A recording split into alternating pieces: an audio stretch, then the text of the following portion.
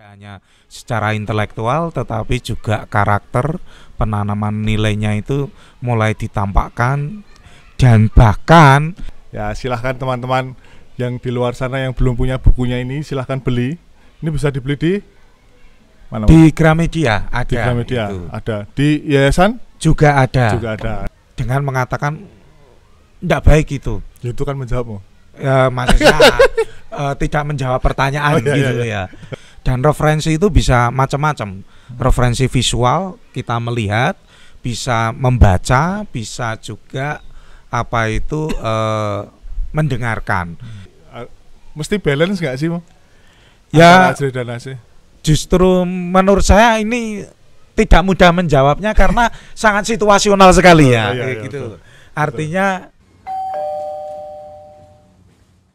selamat datang di Paman Podcast ala Mangunan. Semua orang adalah guru, iya kan? Ya, Ajri Asih ini juga berarti salah satu pola asuh yang tetap membuat anak-anak yang kita dampingi sebagai guru ini menjadi manusia yang merdeka gitu ya istilahnya. Bahwa manusia yang merdeka kan dia tidak liar tetapi tahu jawabnya di mana, punya kesadaran gitu. Apa ya, kalau saat ini murid-murid di Indonesia ini apakah sudah dikatakan sebagai manusia merdeka dengan pendidikan yang terjadi? Kalau menurut pandangan Romo? Wah, ini pertanyaan yang sulit ya. Tetapi saya kira ini poin positifnya dengan kurikulum merdeka itu mulai ada kesadaran dan kita bergerak menuju ke sana, bahwa anak-anak itu diberi ruang untuk bereksplorasi dan bereksperimen itu kan. Nah, kalau sejauh mana ini hasilnya kita masih perlu melihat evaluasinya ya, yang saat ini belum ada atau minimal saya belum membaca. Tetapi kita sudah bergerak ke sana, dan kalau di Mangunan sendiri merdeka itu saya sepakatnya bahwa ini bukan artinya terus semaunya ya. Karena pada titik tertentu kita pun tidak bisa semaunya kalau kita memang mau profesional ya. Maksud saya jelaskan begini sederhananya. Kita diberi kebebasan untuk belajar, oke. Tetapi ketika pada titik tertentu ketika kita mau serius, kita pun mau tidak mau tetap harus mengikuti standard of excellence-nya dunia itu. Contoh sederhana, saya pengennya belajar nyetir, silahkan. Tetapi ketika mau dianggap profesional, kita pun tidak bisa nyetir semaunya, gitu kan? Ada rambu-rambu iya, gitu. Sama. Saya pengennya olahraga, minat saya pengen sepak bola. Oke. Tapi ketika mau memang sungguh profesional sebagai sepak bola, harus tetap mengikuti kaidah-kaidah standar excellence sebagai olahragawan.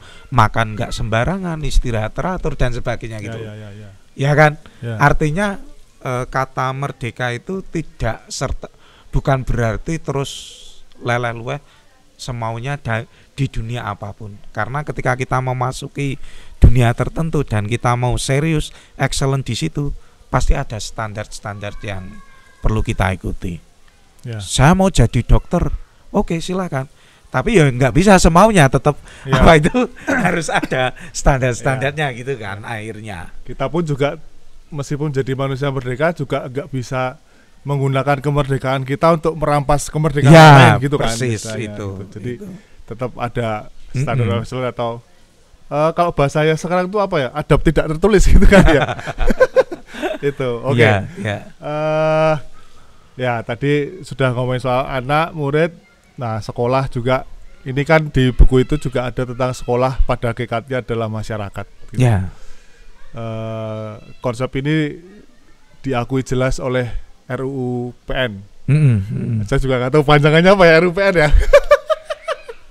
Yang rancangan undang-undang pendidikan nasional ya, yang mengakui adanya jalur formal, non formal dan informal gitu. Lingkungan masyarakat juga berpengaruh dalam perkembangan. Pada zaman itu Romangun sudah berpikir bahwa sekolah adalah masyarakat gitu. Ya. Itu kenapa ya? Referensinya itu dari mana itu Romangun? Atau pada saat itu yang terjadi seperti apa sehingga akhirnya Romangun mengatakan sekolah adalah masyarakat gitu? Sebenarnya Romangun itu kan banyak membaca para pemikir-pemikir dunia pendidikan ya. Lalu saya hanya mengatakan ada salah satu tokoh pemikir namanya Bandura, itu yang menegaskan teori belajar sosial. Nah, salah satu teorinya itu mengatakan bahwa anak itu, atau bukan anak, proses belajar kita itu dengan mengamati dan meniru. Siapa yang ditiru dan siapa yang diamati? Pertanyaannya kan itu. Nah, itu yang paling dekat di hatinya, yang paling memberi dampak di hatinya. Maka kalau dia paling dekat dengan bapaknya, dia akan mengamati bapaknya dan meniru bapaknya. Maka kalau ada kita bertamu lalu anaknya, wah kok gayanya kayak bapaknya, ya itu wajar. Artinya dia dekat dengan bapaknya, mengamati dan meniru. Nah, kalau skala ini diperluas, orang mengamati dan meniru itu juga bergerak dari lingkungan yang paling kecil keluarga, melebar ke tetangga, kemudian masyarakat. Maka di situ masyarakat itu dalam secara tidak langsung mengajari, karena memberi apa yang dilihat dan ditiru gitu. Ya, ini juga anak-anak ini unik ya. Kadang tuh anak-anak tidak mendengarkan apa yang orang dewasa katakan, tetapi dia bisa meniru apa yang orang dewasa lakukan gitu. Dan tapi itu yang mengesan loh. Maka kalau contoh paling sederhana ya saat ini banyak anak muda terkesan dengan drakor, ya gayanya, tampilannya pun mirip dengan drakor ini gitu kan. Pemain drakor ya. Iya gitu. Semacam itu. Iya. Oke, berarti peran masyarakat itu, nah, sekolah-sekolah bangunan yang sedemikian rupa itu kan, yang pada umumnya ya, itu kan rasanya masyarakat tuh kayak tidak bisa masuk gitu. Masyarakatnya ya hanya yang warga sekolah situ aja, maksudnya guru dan sebagainya. Lalu ini bagaimana supaya peran masyarakat juga bisa masuk dalam proses pembelajaran anak, yang tadi ketika anak bisa meniru, belajarnya itu nggak hanya dari guru gitu loh. Betul. Maka kalau di Mangunan, saya bicara di Mangunan aja ya. Kesadaran bahwa peran masyarakat dalam proses pendidikan itu kan juga bisa dilihat dari bangunan sekolahnya yang tidak ada pagar gitu. Artinya terbuka dan itu di tengah kampung. Karena lalu supaya anak-anak juga bisa berinteraksi langsung dengan masyarakat, dan sekolah pun juga berusaha menjalin baik hubungannya dengan masyarakat, dengan terlibat di kampung. Anak-anak diajak belajar kalau ada yang misalnya kerja bakti atau apa, supaya merasakan kerja bakti itu apa, dan kenapa kok perlu kerja bakti. Ya di situ kan menjadi media pembelajaran. Maka di Mangunan itu ada kegiatan belajar keluar gitu kan. Berarti ke tengah masyarakat gitu. Lebih ke memberikan pengalaman gitu ya masyarakat ya, untuk supaya nanti ketika kamu di rumah bermasyarakat tuh ada kegiatan itu nggak kaget gitu ya. Betul. Kalau untuk anak-anak TK, anak-anak TK pun juga sama, cuma memang refleksi atau eksplorasinya itu ya tentunya tidak terus sophisticated atau secanggih yang kelas-kelas besar ya, tetapi anak-anak pun tetap diajak untuk keluar, untuk melihat ke masyarakat, misalnya entah itu kerja bakti atau juga kunjungan ke orang sakit atau ke orang tua, karena anak-anak di sekarang ini kan bisa jadi tinggal di perumahan terus yang muda-muda semua belum pernah melihat orang tua gitu kan. Bahwa itu juga bagian dari masyarakat dan perlu perhatikan semacam itu loh. Iya loh, yang orang-orang yang sudah sepuh-sepuh itu banyak kan di kampung ya. Ya makanya itu. Di perumahan itu jarang ada.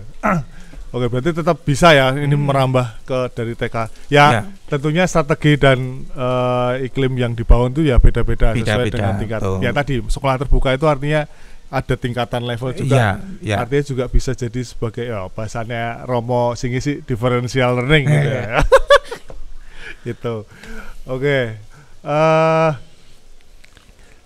Jadi supaya peran masyarakat selain memberikan pengalaman juga anak-anak tuh menambah perhatian untuk belajar gitu ya. Karena kan Romawan mengatakan tidak ada anak yang bodoh, yang ada hanya anak yang kurang menaruh perhatian gitu. Nah, ini menaruh perhatian ini juga balik lagi ke ASih ya, tadi ASih. Kadang guru itu terlalu ASih itu juga supaya anak menaruh perhatian pada apa yang kita ajarkan gitu. Kalau kita udah deket kan dengan anak, kita mau apapun kan nih anak sudah tertarik nih perhatiannya. Kadang kalau ajrih terus pas ajrih terus mungkin tadi ya ketika ya namanya manusia mungkin kelepasan terus akhirnya galak gitu terus akhirnya nggak menaruh perhatian. Ini saya nggak tahu bahasanya penerapannya ide yang ideal atau yang baik atau yang benar gitu ya, atau yang seharusnya membangun untuk menaruh perhatian anak itu tuh gimana sih, Bang? Iya, memang ini tidak. Sorry, Bang, boleh diambil diminum loh, Bang? Oh, ini boleh diminum. Boleh, ini bukan pajangan. Saya kira boleh nanggon drama kayak. Boleh Bapak. Ini di-endorse dari sepeda balap. Ini sekocet diwalik. Ini dari warung dekat sekolahan. Nah, ini juga peran masyarakat ini. Iya, betul. Bahwa sekolah adalah keterlibatan masyarakat gitu ya. Sepatu bisa buat belajar cara bikin teh serai, kopi gitu. Nah, kembali ke tema tadi, menaruh perhatian. Cara paling sederhana kalau bicara soal perhatian itu, kita punya concern, punya perhatian itu ketika apa sih? Ada minat. Nah, minat. Maka salah satu kuncinya kemudian adalah menumbuhkan minatnya itu. Walaupun tidak mudah, tetapi ini bisa jadi minat ini bisa menjadi pintu masuk orang untuk menaruh perhatian. Lalu kadang pertanyaannya adalah, kalau kita sedang pelajaran IPA tapi minatnya bukan IPA misalnya gitu kan. Kalau IPA masih mending, matematika biasanya. Matematika gitu. Terlalu angka-angka gitu. Nah, ini yang guru memang butuh eksplorasi. Karena gini, minat itu bisa muncul ketika anak menyadari bahwa itu berguna. Nah, berarti dalam konteks ini kita harus menunjukkan gunanya matematika itu apa, supaya anak berminat gitu kan. Minat itu bisa muncul karena itu aku banget itu artinya ada anak-anak yang punya sudah sejak awal itu tertarik dengan teknologi, dengan angka gitu ya. Itu suka musik ya, musik banget, musik banget gitu. Nah, itu sudah bawaan dari sana bisa jadi kan. Nah, kalau itu udah enak jelas kan. Maka atau juga minat itu tumbuh karena kita tahu ini tujuannya untuk apa gitu loh. Sama ada orang yang saya tuh nggak minat bekerja, tetapi ini saya punya tujuan, misalnya punya rumah, untuk itu harus bekerja gitu kan. Maka mau tidak mau saya bekerja. Itu bukan karena saya dari sana suka, tetapi ketika saya sadar tujuan saya melakukan. Berarti yang penting goalsnya ya. Ya, jadi memang ini bermacam-macam munculnya. Maka tidak ada yang tunggal, maka guru itu ya harus memasuki ranah ini untuk bisa memunculkan minat itu ya. Ini juga jadi tantangan terutama guru mata pelajaran ya, guru SMP gitu. Mungkin kalau bahasa Indonesia, bahasa Inggris tuh kalau yang saya lihat itu banyak media yang dilakukan sehingga anak tuh dengan saya nggak menggampangkan, tetapi dibanding dengan mata pelajaran seperti yang eksak matematika itu dia akan lebih mudah untuk anak perhatian ke situ gitu. Ya. Nah, yang guru-guru yang eksak kayak matematika ini, ketika tadi tujuannya belajar itu untuk apa, kayak pernah ketika saya pernah ngajar bukan di sini tapi di sebelumnya itu ada yang nanya tentang adalah materi persamaan kuadrat gitu. Itu kita belajar ini buat apa sih Pak gitu?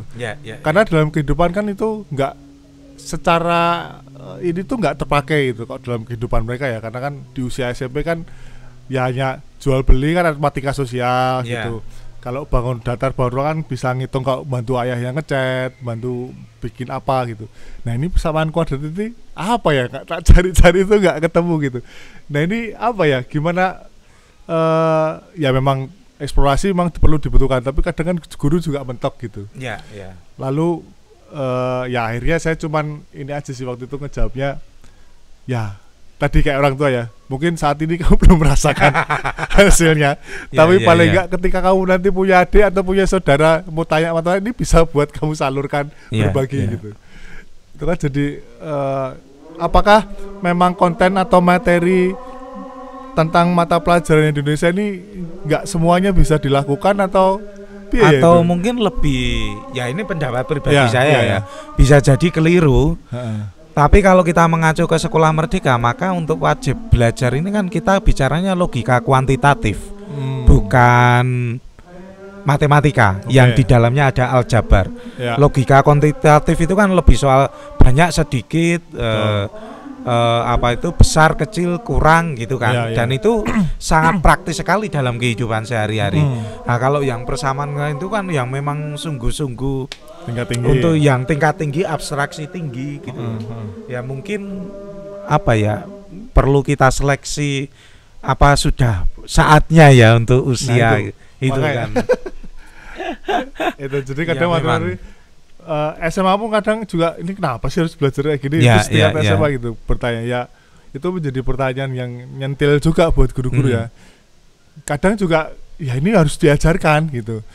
Itu kalau dulu ya kan 13. Cuman kalau sekarang kalau kurikulum merdeka kan karena dia fase mungkin ini belum diajarkan, sekarang besok pas di kelas itu mungkin bisa begitu ya. Jadi ada kebebasan. Cuman ya mau nggak mau ketika itu di SMA mereka anaknya sudah mulai SMA kan mau nggak mau itu diajarin nih. Kalau nggak nanti siapa tahu ada muridnya yang kuliah ngambil jurusan yang eksak lalu ini belum dapat dasarnya kan juga akan akan terlunta-lunta tertinggal ya, begitulah bahasanya. Oke, tadi udah bicara soal konten materi yang berpikir ya, ini ranahnya sekarang ke afeksi ya, sikap lah istilahnya gitu. Di sekolah kita ini sekolah Mangunan kan bukan dikenal ya, pada tahunnya itu nggak ada pelajaran agama, adanya komunikasi iman ya kan. Nah komunikasi iman ini sebenarnya bukan pelajaran juga sih ya, lebih ke dia iklim ke pembelajaran yang menumbuhkan sikap religiusitas gitu kan. Nah. Oke, ini pertanyaan menarik dan padahal saya belum nanya loh. Oh iya, tapi kan ada pelajaran agama atau enggak? Nah, saya itu hanya mau mengatakan di Mangunan itu ada pelajaran agama gitu. Cuma bentuknya itu yang berbeda itu. Nah, itu yang kadang orang terus Mangunan enggak ada pelajaran agama. Ada. Cuma bentuknya itu berbeda, tidak seperti pelajaran-pelajaran agama pada umumnya. Begitu. Oke, jadi lebih ke apa?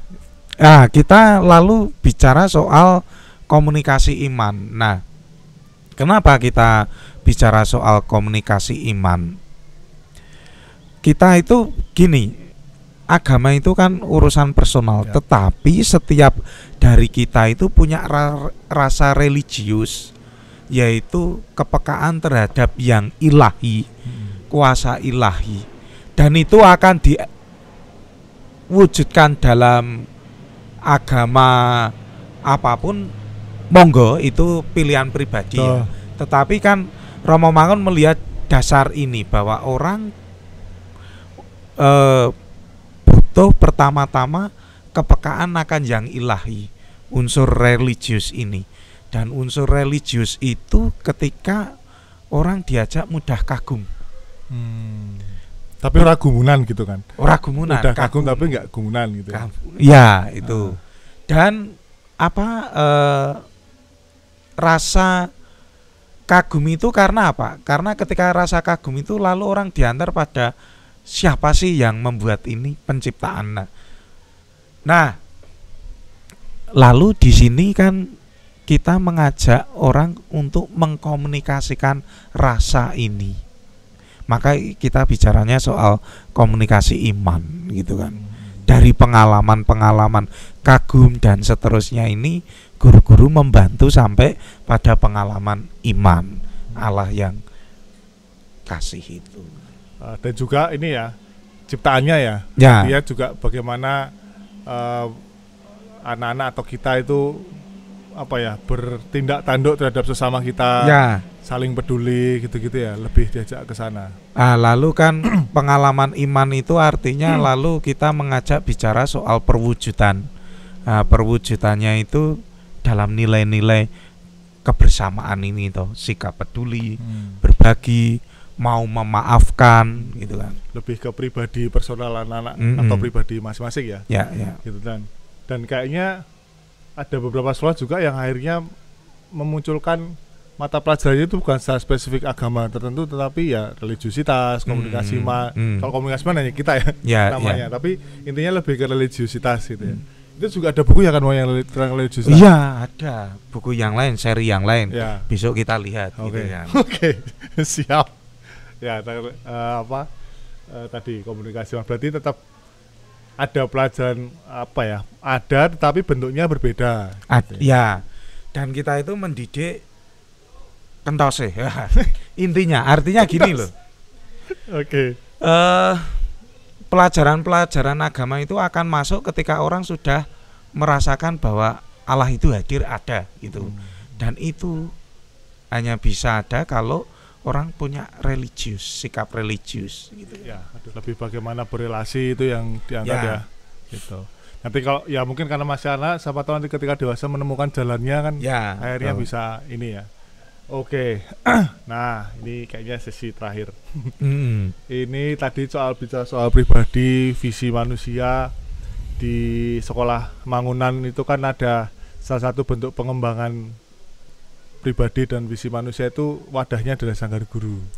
Yang setiap hari Jumat itu dulunya kalau nggak salah mau juga mengadakan ini namanya Jumatan ya tapi ya. Waktu itu gurunya masih sedikit, kemudian namanya tiap Jumat tuh mereka berkumpul lalu membahas diskusi tentang, kalau waktu itu sih konsep pembelajaran Mangunan gagasannya Romaun ya, tapi karena sekarang kan gagasan Romaun sudah tertuang di buku, kemudian kita sudah belajar di berbagai macam ruang, akhirnya ruang Sanggar Guru ini digunakan untuk bagaimana mengolah pribadi guru. Salah satunya guru belajar untuk ya tadi istilahnya bertanya atau eksplorasi karena dengan begitu ketika guru punya pengalaman bertanya maka kan dia akan bisa membagikan pengalamannya ke anak-anak. Terus kreativitas juga di sana karena guru harus mempunyai jiwa eksploratif dan kreatif juga.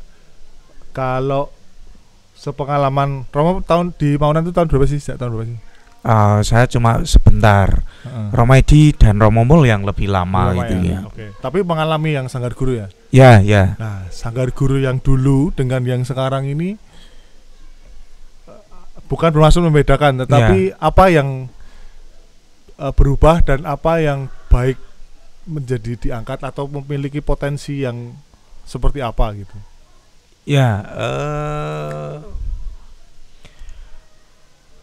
Kalau saya merasa ini Sanggar Guru itu baiknya adalah itu wadah khusus guru belajar. Guru kalau pembicaraan kita mencari referensi ya, entah referensi dari pengalaman teman atau juga dari diskusi-diskusi ini, dan itu menjadi saat ini baik karena lalu pembicaraannya itu terarah karena ada tema-tema tertentu yang dibahas. Dan itu bisa menambah kekayaan guru untuk ya sebagai salah satu pengembangan sisi profesionalitas guru gitu kan.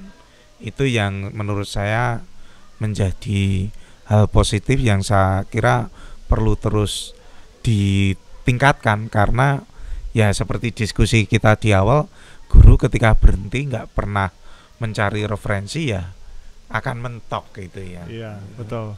Jadi referensi itu penting ya, ya teman-teman guru termasuk saya sendiri. Maka menambah referensi itu tidak hanya dari sebatas membaca buku kan ya. Betul. Bisa pengalaman visual gitu kan. Visual. Pengalaman pun juga nggak harus pengalaman kita, pengalaman orang lain. Karena ada orang bijak mengatakan pengalaman adalah guru terbaik, tetapi bukan pengalaman kita sih, tapi pengalaman orang lain yang baik maupun buruk itu juga jadi guru kita. Orang bilang yang banyak teman akeh serawung itu belajarnya banyak. Karena misalnya saya nggak suka kuliner, ketemu orang yang kuliner dan dia cerita gitu ya, saya belajar tempat-tempat kuliner gitu kan. Nah ini salah satu referensi yang tidak harus dari buku gitu loh. Dari main bersosialisasi, serawung. Gitu. Media sosial pun juga jadi referensi gitu. Bisa, cuman memang tetap ada ya tadi media sosial kan dengan masif kendalinya, kalau kita lost control itu ya bahaya. Oke, lalu harapan Romo terhadap Sanggar Guru di Mangunan apa? Harapan saya Sanggar Guru ini menjadi media pengembangan guru. Nah, ketika saya bicara soal pengembangan guru ini juga bukan sekedar pengembangan kognisi, wawasan, tetapi juga soal hati gitu ya. Maksud saya ketika berbicara pengembangan guru itu pengembangan secara holistik gitu. Kita bisa jadi punya referensi macam-macam, punya kasanah macam-macam, tetapi ketika tidak punya hati itu kan juga tidak berjalan, gitu kan. Maka di sini Sanggar Guru tidak hanya mengembangkan soal wawasan kita saja, tetapi juga hati kita sebagai guru, yang hati kita sebagai orang manusia yang menemani generasi baru bereksplorasi dan berkreativitas itu. Kalau nggak tahu di buku ini atau di mana ya ada kata mandiri, merdeka, emansipatoris gitu ya. Bagaimana kita sebagai guru juga punya hati untuk menemani anak-anak yang belajar bersama kita untuk menjadi pribadi yang mandiri, merdeka, dan emansipatoris gitu ya. Bukan hanya soal sekedar pinter nilainya 100 gitu ya. Nggak tahu kok orang tua Jawa Selatan masih ada nggak ya nanya apa kamu ranking berapa atau terima rapot anak saya ranking berapa. Di sini nggak ada ranking ya. Nggak ada ranking ya, karena semua anak itu punya potensi yang masing-masing gitu. Justru ketika ada keseragaman atau penyeragaman itu bisa mematikan potensi yang ada. Nah, ini bahaya. Ada kalanya kita emang seragam tapi nggak seragam semua ya. Nanti malah potensi kita bisa mati gitu ya. Oke, sepertinya cukup itu dulu, Mo. Siap. Nanti kalau misalnya ada hal-hal yang mau perlu dibahas tadi soal religiositas, mungkin ada di episode yang lain. Lain. Atau kalau teman-teman ingin membahas apa bersama Romo di Paman, bisa sertakan di kolom komentar ya. Di kolom komentar YouTube bisa ditulis mau membahas apa. Iya, nanti nggak tahu hostnya saya atau siapa gitu. Nanti ditulis saja. Terus kalau mungkin ada pertanyaan atau tanggapan tentang apa yang terjadi obrolan kali ini, bisa ditulis di kolom komentar. Begitu. Mungkin terakhir Romo ada yang ingin disampaikan? Seperti biasa Sanggar Guru teman-teman. Bagi kita guru, saya kira di tengah kemajuan teknologi dan kita mungkin merasa tergiur dengan teknologi, sistem macam-macam, inovasi macam-macam, tetapi jangan lupa bahwa anak-anak ini tumbuh dewasa belajar menjadi manusia, dan hanya dari manusia dapat belajar menjadi manusia. Ya toh, hanya dengan ketika bertemu manusia, ketika saya ngomong ngawur, oh ternyata dia cemberut. Nah, disitulah proses belajar menjadi manusia terjadi. Maka jangan lupa bahwa kita itu sebagai guru itu menemani anak-anak untuk belajar menjadi manusia. Maka boleh kita menggunakan teknologi, menggunakan inovasi macam-macam, tetapi hati ini tidak boleh hilang dari proses kita, karena itu yang menandai bahwa kita itu masih manusia, punya hati. Oke, terima kasih. Wah, luar biasa sekali. Manusia hanya bisa menjadi manusia dari manusia. Gitu ya tadi ya. Itu kata-kata penting. Jadi mari kita sama-sama berjuang untuk tetap memberikan hati kita ke anak-anak belajar kita ya. Kalau sebagai guru, kalau sebagai pribadi ya hati kita ke orang-orang lain di sekitar kita supaya kita sama-sama menjadi manusia yang ya bermanfaat, yang berguna gitu ya. Tidak hanya sekedar manusia yang mementingkan ego, tadi menggunakan kemerdekaan untuk merampas kemerdekaan orang lain gitu ya. Tetap menjadi manusia yang merdeka. Oke, terima kasih Ramo sudah hadir. Kapan-kapan nanti bisa bertemu lagi di Paman kalau memang itu nanti ada yang ingin dibahas atau diperlukan. Jangan lupa teman-teman kalau mau beli bukunya di sini. Nah, kalau punya nomornya, kontaknya Romo Singgi juga bisa langsung kontak Romo Singgi. Ini sudah cetakan ke berapa tapi nggak tahu ya? Banyak ya? Landak tahu saya. Landak tahu. Oke lah, keburu habis. Jadi silakan, harganya adalah 85.000. 85.000. Jadi ada diskon untuk pembeli pertama gitu. Wah, tenan ora iki. Ngomongnya lho. Kok nek Masa pertama cetaknya udah dulu gitu kan. Ya, ini buku ini bisa dibilang kamusnya buku-buku Guru Mauna jadi dan gagasan Romo Mauna di sini, dan ini luar biasa gitu. Jadi ketika baca buku ini pun juga sebelum saya di sini ada beberapa hal yang pernah saya lakukan tuh tertegaskan di sini gitu. Oh, ternyata ini toh bahasanya, istilahnya gitu. Lalu ternyata ada beberapa yang belum saya lakukan juga ya, setelah melihat ini oh ternyata sebagai guru tuh harus seperti itu. Mungkin ya kalau teman-teman ketika membaca ini nanti ada pergolakan batin, pergolakan ini mau ngajak diskusi Romo boleh, mau ngajak siapa teman-teman kami yang lain juga boleh. Oke, begitu saja untuk teman-teman viewers sekalian, terima kasih sudah menyaksikan dan sampai jumpa lagi di Paman berikutnya.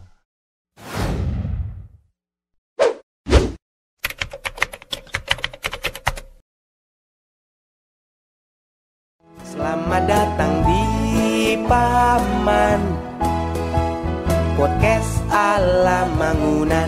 Semua orang adalah guru, iya kan?